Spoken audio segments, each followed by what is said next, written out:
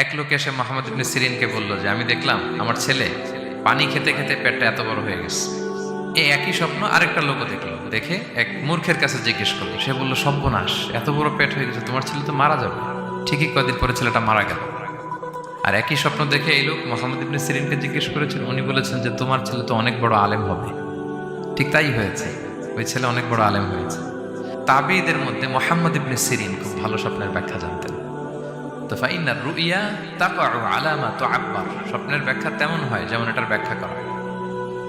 রাসূল সাল্লাল্লাহু আলাইহি ওয়াসাল্লাম একবার স্বপ্নে দেখলেন যে তিনি ওনাকে দুধ দেয়া হয়েছে, বাটিতে দুধ খাচ্ছেন, পরে আঙ্গুলের ফাঁক থেকে দুধ বেরোচ্ছে। এই সামান্য একটু দুধ রাসূল সাল্লাল্লাহু আলাইহি ওয়াসাল্লাম উমরে ফারুককে দিলেন। সাহাবারা বললেন, মাদা আউয়ালতা বিহি ইয়া রাসূলুল্লাহ, এটা তাবিল কি? তখন বললেন, আউয়ালতু বিহি আল ইলম, এটা দিয়ে আমি জ্ঞান বুঝিয়েছি, মানে উমরে ফারুকের আল্লাহ তাআলা অনেক জ্ঞান দিবে।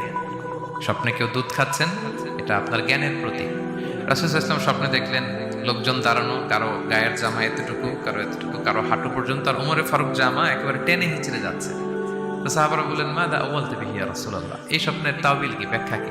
রাসূল সাল্লাল্লাহু আলাইহি ওয়াসাল্লাম বললেন, আউয়ালতু বিহি আদ-দীন আত-তাকওয়া, এটা দ্বারা আমি দিনদারি বুঝিয়েছি, মানে উমরে ফারুকের দিনদারি অনেক বেশি। স্বপ্নে কেউ ছোট জামা দেখলে তার দিনদারি কমতেছে, এটার একটা আলাম। তো এই জন্য হুট করে স্বপ্নের কথা কাউকে শেয়ার করতে নেই।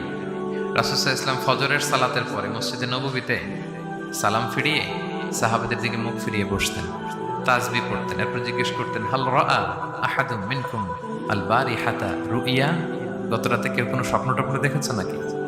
তো তখন সাহাবারা এই স্বপ্ন বলতেন, রাসূল সাল্লাল্লাহু আলাইহি ওয়াসাল্লাম ব্যাখ্যা করতেন। সুবহানাল্লাহ, কত সৌভাগ্যবান ছিলেন তারা। তাহলে স্বপ্ন বলা যাবে নাকি কাউকে?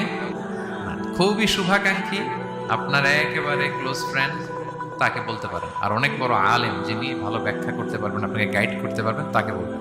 এছাড়া বলা যাবে না। আর খারাপ স্বপ্ন তো বলাই যাবে, আল্লাহ তাআলার কাছে পানা চাইতে হবে। তাহলে ঘুমিয়ে ঘুমিয়ে যেটা দেখি এটা কারোর কাছে বলা যাবে না। আর যেটা পাওয়ার আকাঙ্ক্ষা মানুষকে ঘুমাতে দেয় না, ওইটাও একটা স্বপ্ন। বলে না যে আমার জীবনের স্বপ্ন আমি এটা করব, এটাও স্বপ্ন।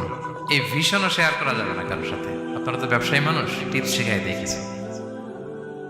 বিশাল বড় একটা কিছু প্রজেক্ট নিছেন, শুরু করার আগে আপনি বলে ফেলছেন, শেষ, আর এটা হবে না। দেখবেন যে এখান থেকে কনস্পিরেসি, ওইখান থেকে শত্রুতা, ওইদিকে এটা করছে ওইটা করছে, আপনি আর আগাতেই পারবেন না। দুঃখজনক হলেও সত্য, আমরা বাংলাদেশিরা তো এগুলোতে অভ্যস্ত। সবার মধ্যে কম বেশি জেলাসি কাজ করে ন্যাচারালি, আমাদের বাংলাদেশিদের এটা আরো বেশি। আমি আমার প্রায় আলোচনাতে বলি যে আমাদের জাতীয় খেলা হাডুডু হওয়ার কারণ হচ্ছে এই খেলার ধরনটাই এমন, একজন সামনে যেতে চায়, 10 জন পা ধরে পিছনে টানতে চায়। তা আপনি আপনার ভিশন শেয়ার করলে বিপদে পড়ে যাবেন। আপনি প্রপার হোমওয়ার্ক করবেন, গ্রাউন্ড ওয়ার্ক করবেন, কাউন্সেলিং করবেন, প্রজেক্ট দাঁড় করাবেন, লঞ্চিং প্রোগ্রামের দিন সবাইকে জানাবেন। সব রেডি, এবার আর কেউ কিছু করতে পারবেন, এটা দাঁড়ায় গেছে, সব রেডি আমার। লঞ্চিং জাস্ট একটা ফর্মালিটিস, তারপরে আমার কাজ শুরু হবে। কিন্তু আপনি আগেই যদি সবাইকে জানায় ফেলেন, হবে এটা?